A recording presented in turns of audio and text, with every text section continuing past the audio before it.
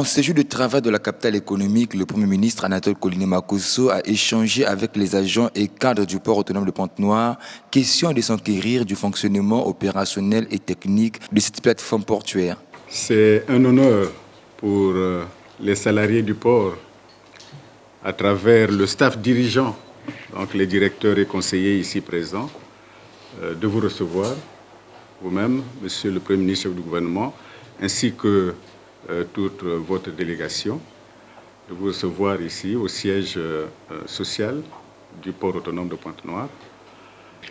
Nous allons nous mettre à votre disposition durant votre séjour ici dans le port. Cette séance de travail a débuté par la projection d'un film qui retrace le rôle prépondérant que ne cesse de jouer ce port de la sous-région. La visite de ce matin va me donner l'occasion de m'informer davantage, de mieux comprendre aussi quelques aspects qui seront au centre de nos échanges les jours qui vont suivre. Parce que vous avez dû vous rendre compte, il ne se passe plus un mois sans qu'on ne parle du port autonome de Pointe-Noire. Et je peux vous dire très sincèrement qu'il ne se passe plus une semaine sans qu'avec le président de la République, nous parlons du port de Pointe-Noire.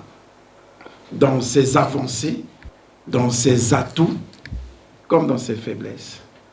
Et nous avons ensemble un travail important à faire pour que, effectivement, ce que vous êtes en train de faire et de si important soit rendu visible.